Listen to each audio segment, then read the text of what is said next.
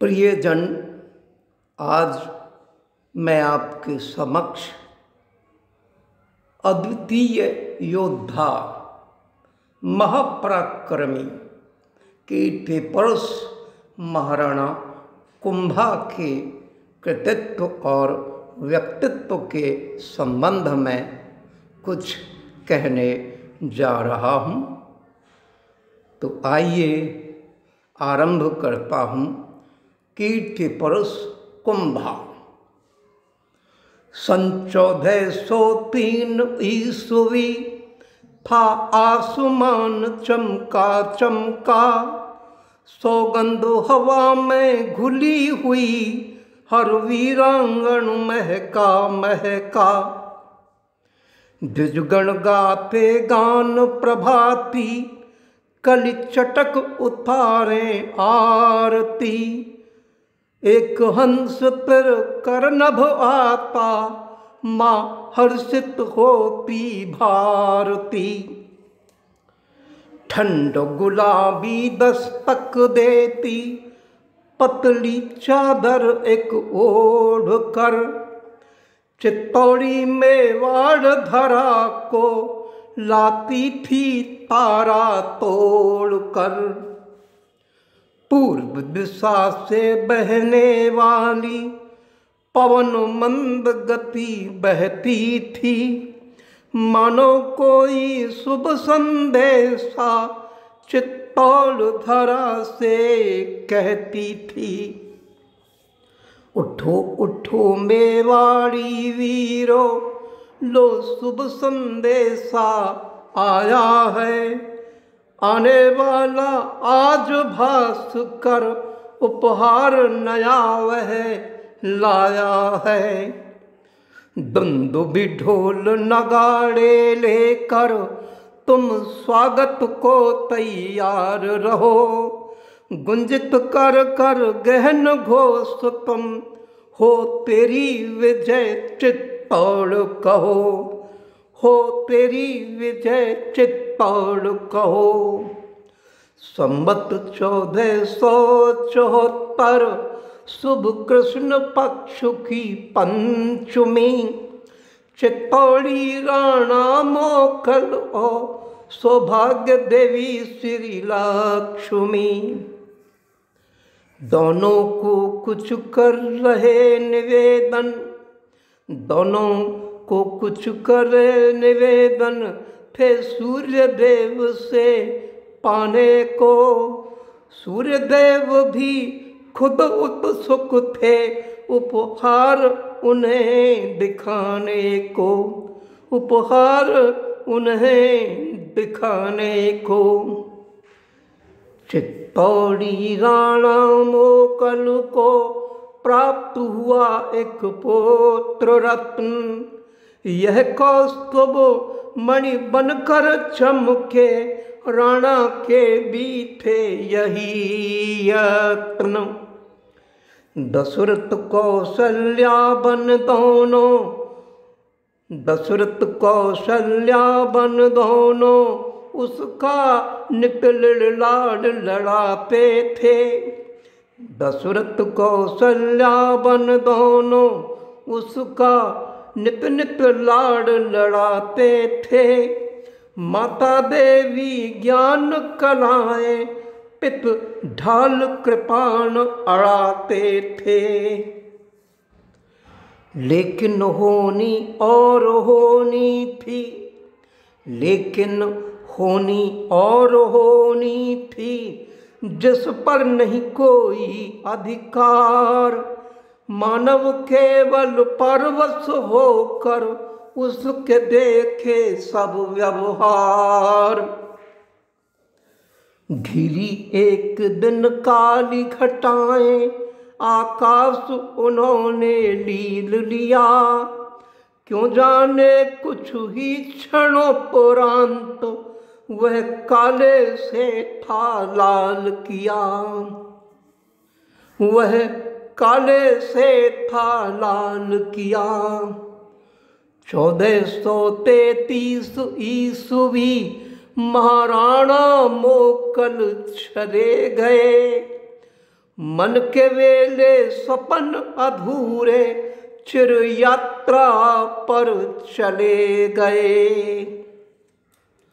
पुत्र रत्न कुंभाने तब था उनका सिंहासन ग्रहण किया।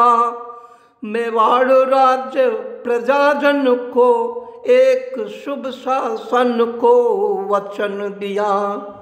मेवाड़ राज्य प्रजाजन को एक शुभ शासन का वचन दिया। कुछ कलह कालिमा घिरी हुई, कुछ कलह कालिमा घिरी हुई, उसको था पहले साफ किया। कुछ को दिया था दंड कहीं तो कुछ को थोड़ा माफ किया।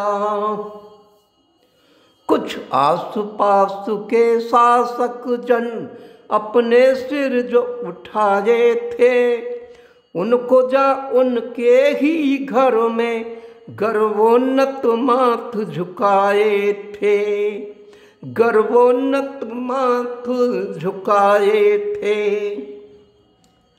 भ्रातृहंता चाचा मेरा वह साथी उनका मैं पापमार।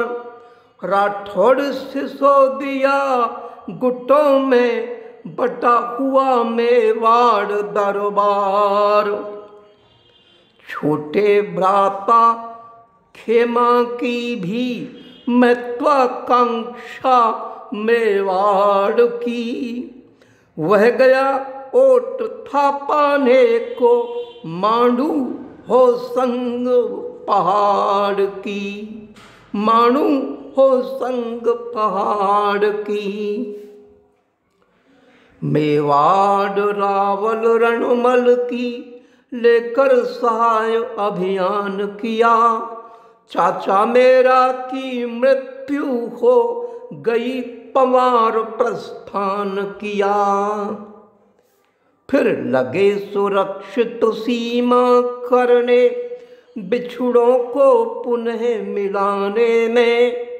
राणा मोकल वध लाभ उठा, जो लगे थे उत्सव मनाने में। प्रतिशोधन परिशोधन हित थे, उनने बहुत से युद्ध किए, जो उन पर आरोपित किए, हाँ वही युद्ध विशुद्ध किए। कहीं किसी की सहायता की, जाकर कहीं छीने थे अधिकार। जो चढ़कर आया सीमा पर, उसका तो करना था प्रतिकार। गागरोन मेरों बूंदियों, गागरोन मेरों बूंदियों, सिरोही सारंग पुरबागड़। रणथंबोर मंदसौर ओ, गुजरात मालवा कुंभलगढ़। नागौरी अहमद बेगड़ा, जाबर साथ में मांडलगढ़। दामाद हित में जीत लिया, उनने दुर्ग वह जूनागढ़। इतिहास ज्ञात है तथ्य यही, शासन के अपने 7 वर्ष, उनने बल विक्रम जीत लिया था, आधा ही था भारतवर्ष। उनने बल विक्रम जीत लिया था, आधा ही था भारतवर्ष। वे ऐसे महान योद्धा थे, जिनने न हारा एक युद्ध। फिर ध्यान गया अपने आंगन, जिसने किया था उन्हें क्रोध, जिसने किया था उन्हें क्रोध। रणमल सहायक आया जो, अब उसकी दृष्टि गिद्ध हुई। हो गई भ्रांति ही थी उसको, मेवाड़ी गड्ढी सिद्ध हुई। उसने सोच लिया कि जैसे मेवाड़ी गड्ढी तो मेरे लिए सिद्ध हो चुकी है, मैं इसे चाहे जब प्राप्त कर सकता हूँ। वह ख्वाब देखता सिंहासन उस अटल दुर्ग मेवाड़ का, रच षड्यंत्रों से बना रहा कुंभा के कूट पछाड़ का। यद्यपि आभास कुंभा को था उसके कपट आचारों का, लेकिन वह सदा पालक था भारतीयता संस्कारों का। रणमल पिता का मामा था, प्रत्यक्ष तो कुछ नहीं किया, लेकिन उस क्रोध ने उसको अधिक न जीवित रहने दिया। महाराणा कुंभा व्यक्तित्व में न युद्ध पक्ष था एक ही, उनके बहुआयामी व्यक्तित्व में छिपे थे पक्ष अनेक भी। प्रयागराज में गंगा यमुना और सरस्वती का संगम है। कुंभा के व्यक्तित्व अनोखे, कला कलम कटार विहंगम है। सांस्कृतिक दृष्टि कुंभा युग मेवाड़ स्वर्ण युग कहलाता। महान योद्धा कुशल प्रशासक कवि व्याकरण पिंगल ज्ञाता। पिंगल काव्य शास्त्र, छंद शास्त्र, नाट्य कला और वीणा वादन के थे वे श्रेष्ठतम आख्याता। विभिन्न कलाकार साहित्यक जन के थे वे अजेय आश्रयदाता। कुंभा वास्तु स्थापत्य कला, कुंभा वास्तु स्थापत्य कला में कुशल और मर्मज्ञ थे, और अन्य विविध विधाओं से भी बड़े वे अभिज्ञ थे। उनकी ये स्थापत्य कला भी 3 भागों में रही बटी। मंदिर, दुर्ग और भवन निर्माण की त्रिवेणी भी वह प्रकटी। उनकी मंदिर निर्माण कला नवनागर शैली अलंकृत थी। सादे गर्भगृह, अर्ध मंडप, सभा प्रदक्षिणा पथ मंडित थी। आमलक युक्त शिखर थे उनके, छत स्तंभ शुभ चिन्ह मूर्ति अंकित थे। बाह्य भाग में प्रासाद पीठ तो मंडोवर कलाकृतियां चित्रित थे। बाह्य भाग में विष्णु भगवान विविध रूप सुखदायक हैं। समृद्धि के हैं वे परिचायक, अनंत सुफलों के दायक हैं। श्रृंगार चौरी और कुंभा स्वामी उत्कृष्ट स्थापत्य उदाहरण है। एक लिंग नृसिंह विष्णु वराह मंदिर सब मंगल कारण है।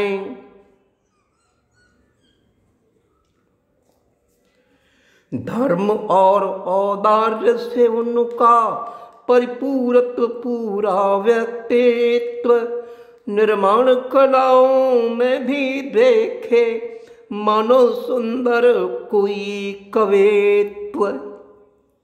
स्वयं तो वे परम भक्त ही श्री एकलिंग भगवान थे, लेकिन उनके लिए मानो सारे ही धर्म समान थे।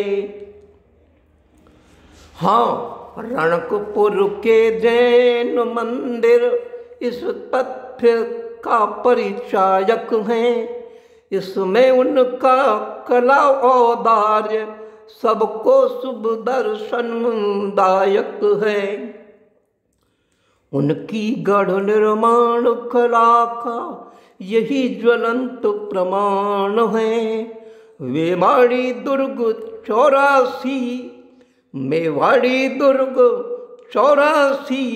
32 किए निर्माण हैं। दुर्ग 84 उन्होंने कुछ मूल पुनर्निर्मित करवाए।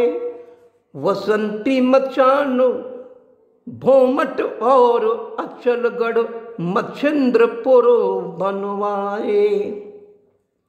इस तरह उन्होंने मेवाड़ को वैज्ञानिक सुरक्षा प्रदान की।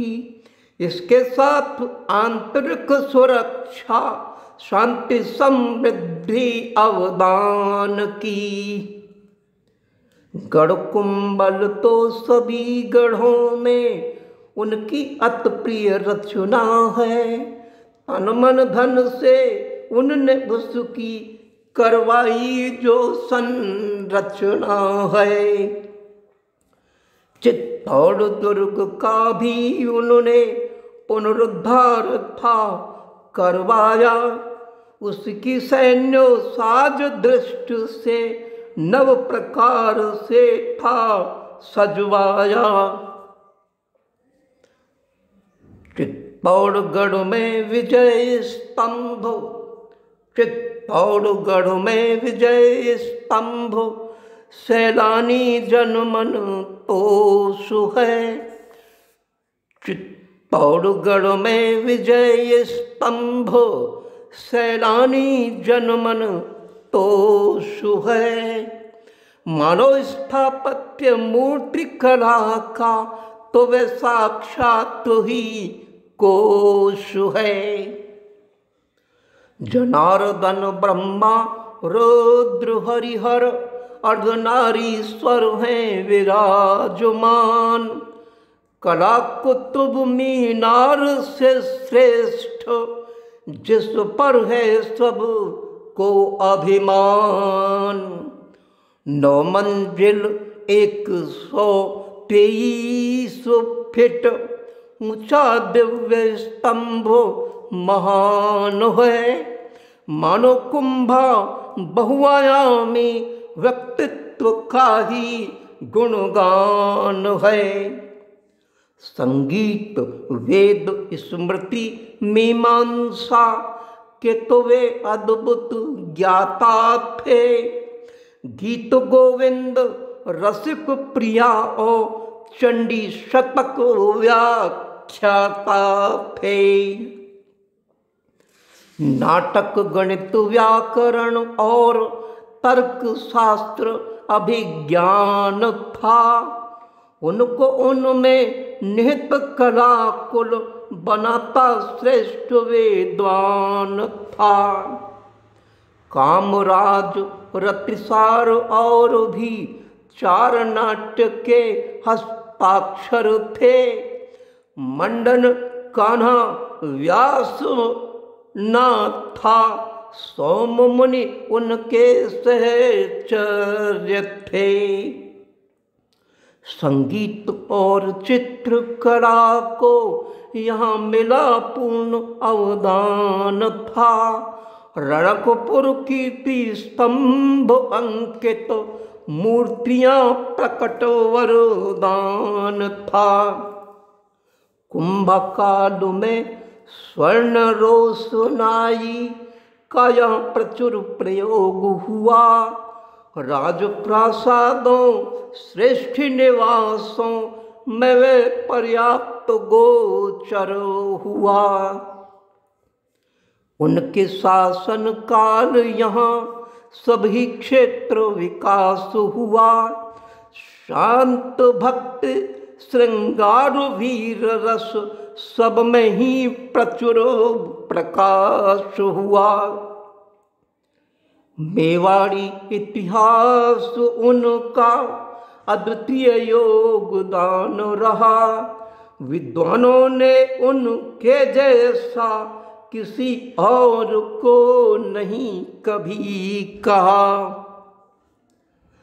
कलम, कला और कटार सुख तीनों उनको अति मादक थे। साहित्य सृजन और श्रवण प्रिय संगीत सुवीणा वादक थे। पावन ये पुण्यसलिलाएं उनकी थी संग उन्मुक्त बही। विज्ञों मर्मज्ञों से चर्चित आज तक भी गई कहीं। बेजोड़ नमूने वे आज भी हैं, दर्शन धर्म कला प्रतिमान है। हम सबको ही गर्व आज है, गौरव है और अभिमान है। पर किस्मत का खेल निराला, पर किस्मत का खेल निराला, जाने केवल ऊपर वाला। कब क्या जग में होने वाला, किसका मुख हो उजला काला। कब अमृत कब विष का प्याला, कब कंस और कब नंदलाला। कौन कब प्रकट होने वाला, किस्मत तेरा खेल निराला। राणा कुंभा प्रशस्तियों की पताका उन्मुक्त गगन रही।